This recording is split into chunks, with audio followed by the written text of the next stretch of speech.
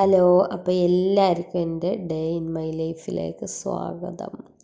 അപ്പോൾ ഇന്നത്തെ രാവിലെ ഞാനൊരു കോഫി കുടിച്ചുകൊണ്ടായിരുന്നു തുടക്കം ദിവസം സ്റ്റാർട്ട് ചെയ്തിട്ടുണ്ടായിരുന്നത്. കാരണം ഇന്ന് ജലദോഷം പനിയൊക്കെയാണ്. അപ്പോൾ ചൂടുള്ള എന്തെങ്കിലും നമ്മളെ ശരീരത്തേക്ക് ചെന്നാൽ നമുക്കൊരു ഉന്മേഷം കിട്ടുമല്ലോ, അതിന് വേണ്ടിയിട്ടാണ് രാവിലെ ഒരു കോഫിയൊക്കെ കുടിച്ച് തുടക്കം കുറിച്ചത്. കാരണം എനിക്കിത് ശീലങ്ങളൊന്നുമില്ല കേട്ടോ. ഇത് അങ്ങനെ ചായ രാവിലെ കുടിക്കുക അങ്ങനെയുള്ള ശീലങ്ങളൊന്നുമില്ല. അപ്പോൾ അതൊക്കെ കുടിച്ച് ഒന്ന് ഉഷാറായതിന് ശേഷം ഞാൻ പുട്ടുണ്ടാക്കിയിട്ടുണ്ടായിരുന്നു കേട്ടോ. പുട്ട് കൂട്ടി തള്ളാലോ. അങ്ങനെ പുട്ടൊക്കെ ഉണ്ടാക്കി നമ്മൾ കടലക്കറിയാണ് കേട്ടോ നമ്മൾ കറിയായിട്ട് ഉണ്ടാക്കിയിട്ടുണ്ടായിരുന്നത്. അങ്ങനെ ഇവിടെ ഇരിക്കുകയാണല്ലേ, ഇങ്ങനെ പോരേന്ന് അടുത്തത് ഇടാൻ ധൃതിയിലാണ്. പുട്ടിന് തന്നെ ഒട്ടി നിൽക്കുക. അതൊക്കെ കഴിഞ്ഞ് ഞാൻ ചായ കുടിക്കുക കേട്ടോ. തൊണ്ടക്കൊന്നും ഒരു സുഖമില്ല, സത്യം പറയാച്ച ഒരു രുചിയില്ല. ഒന്നാമത് ഉപ്പുണ്ടെന്നൊക്കെ എരുണ്ടെന്നൊക്കെ ഉപ്പുണ്ട്, ആ ഒരവസ്ഥയാണ്. നാവിൻ്റെ രുചിയൊക്കെ പോയി, ഒരു രസമില്ല, ഒരു സാധനം ഒരു രസമില്ല.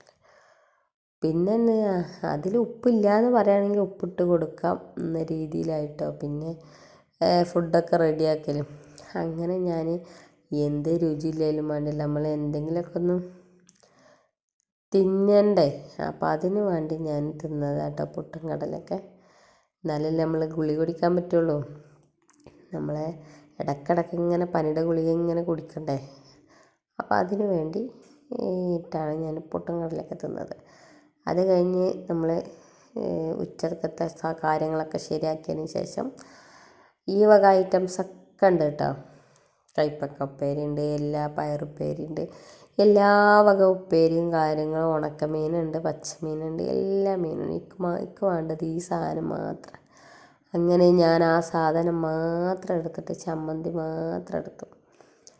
എന്നിട്ട് 2 ഉണക്കമീനും എടുത്ത് ലേശം കഞ്ഞിയാണ് കുടിച്ചു.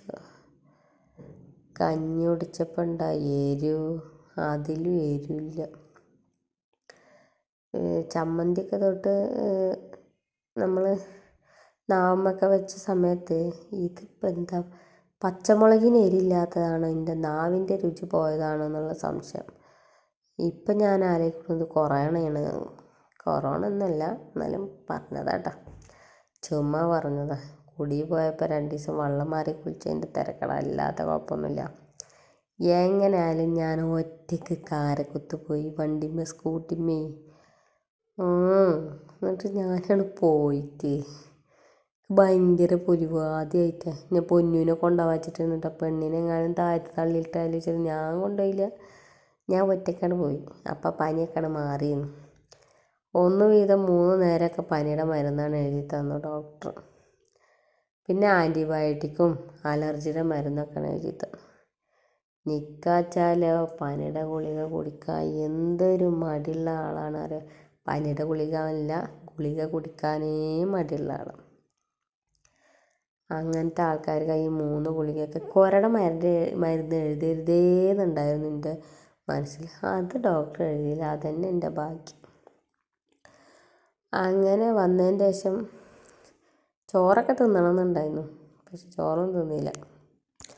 അങ്ങോട്ട് പോകുമ്പോഴും ഇങ്ങോട്ട് പോകുമ്പോഴൊക്കെ കുറേ സലാത്ത് ചൊല്ലിയിട്ട് അതിൻ്റെ പേരിൽ വണ്ടിമ്മല്ലേ പോണത്, വളവും തിരിവും ഹോണടിച്ചിട്ട് നാട്ടുകാരൊക്കെ വിചാരിച്ച് ആരപ്പോൾ ഈ പോണതെന്ന്. കാരണം ആർക്കായാലും മനസ്സിലാവും ഞാൻ ഫസ്റ്റ് പോവുകയാണെന്നുള്ളത്.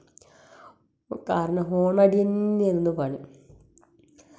അങ്ങനെ ഞാനൊരു കോഫിയൊക്കെ കുടിച്ചു.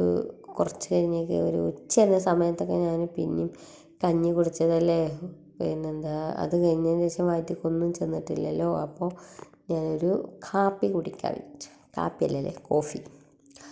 അങ്ങനെ വെള്ളമൊക്കെ തിളപ്പിച്ച് ഞാൻ ആ പൊടിയൊക്കെ ഒഴിച്ചു. ഇത് 1 ഗ്ലാസ് കോഫിക്കുള്ളതാണ് കേട്ടോ. അത് ഇൻസ്റ്റൻറ്റ് ഇതാ തോന്നുന്നുണ്ട്, ഞങ്ങൾ ദുബായിൽ നിന്ന് വന്നപ്പോൾ കൊണ്ടുവന്നതാണ് കേട്ടോ. അപ്പോൾ അത് പനി വന്നപ്പോൾ ഒരു ഉപകാരമായി. അങ്ങനെ അങ്ങോട്ടും ഇങ്ങോട്ടും 2 ആറ്റലൊക്കെ ആറ്റിയിട്ട് ഒരു കുടിയാണ് കുടിച്ചു. ഇത് ആദ്യം കുടിക്കുമ്പോൾ വലിയ ടേസ്റ്റൊന്നും തോന്നൂല കേട്ടോ. പിന്നെ അത് നല്ല രസമുണ്ടല്ലോ, ഇനി ഉണ്ടാക്കി കുടിക്കണം എന്നൊക്കെ തോന്നും. അതൊക്കെ കഴിഞ്ഞിട്ടാണ് പിന്നെ നിസ്കരിക്കാൻ പോയത്. നിസ്കാരം കഴിഞ്ഞിരുന്നപ്പോൾ ഇമ്മ പൊന്നോ ഇതൊന്നാണ് കൊടുത്താന്ന് പറഞ്ഞു. അപ്പം ഞാൻ ആപ്പിളും കടിച്ചിട്ട്, ആപ്പിളാട്ടോ കൊടുത്തയച്ചത്, അത് പറഞ്ഞില്ലല്ലേ. ആപ്പിൾ മാത്രമല്ല, മുസമ്പി ഉണ്ടായിരുന്നു. മുസമ്പിനെ കാണാൻ നല്ല ചൊറുക്കൊക്കെ ഉണ്ടായിരുന്നു, സുന്ദരിയായിരുന്നു. പക്ഷേ തിന്നാനായിരുന്നു നല്ല പുളി. കാണാൻ നല്ലത് തിന്നാനാകാന്ന് കേൾക്കല്ലേ പഴമക്കാർ പറഞ്ഞത് സത്യമാണ് കേട്ടോ. പക്ഷേ ആപ്പിളിനെ കുറ്റം പറയാൻ പറ്റില്ല, നല്ല പൊടിയുള്ള ആപ്പിൾ, നല്ല രസമുണ്ടായിരുന്നു കേട്ടോ. അത് കഴിഞ്ഞേക്കൊണ്ട് പിന്നെ ഇതാ നമ്മളെ ഉണ്ണിയപ്പം കൊണ്ട് വരുന്നു പൊന്നു. അങ്ങനെ ഓള് അതും കൊടുന്നു, ഞാൻ അതും തിന്നു. അതിനൊന്നും കുഴപ്പമില്ല, അപ്പത്തിനൊക്കെ കുറേ ശരിയായി. നമ്മൾ ഡോക്ടറെ കാണിച്ചില്ലേ, ഗുളികയെ കുറിച്ച് കുറേ ശരിയായി. പിന്നെ ഇപ്പാക്ക് എന്നും ചപ്പാത്തി തിന്ന് ഇപ്പാക്ക് ഭ്രാന്ത് വരുന്നുണ്ടാവും വിചാരിച്ച് ഞാൻ അദ്ദേഹത്തെ ഒരു ദോശ ഉണ്ടാക്കി കൊടുക്കാൻ വിചാരിച്ചിട്ട് ഞാൻ മിക്സിയുടെ ജാറിക്ക് ലേശം ഗോതമ്പിൻ്റെ മാവാണ് ഇട്ട് കൊടുത്ത്, അതിൽ ലേശം ഉപ്പൊക്കെ ഇട്ട് കൊടുത്ത് ആ മാവിനെ നന്നായി തലോടി കൊടുത്തു. തലോടിയില്ലെങ്കിൽ ഓലാണ് സ്റ്റക്കായി അവിടെ നിൽക്കും. അടിക്കണ സമയത്ത്, മിക്സിയിൽ അടിക്കണ സമയത്ത് ഓലിങ്ങനെ ഭ്രാന്ത് വന്ന മാതിരി ഓലിങ്ങോട്ട് നേരക്ക് ചാടല് തുടങ്ങും. അപ്പം ഞാൻ എന്താട്ടി നന്നായിട്ടാണ് ഇളക്കി കൊടുത്തു, ഇല്ലെങ്കിൽ ഞാൻ തന്നെ കുടുങ്ങും.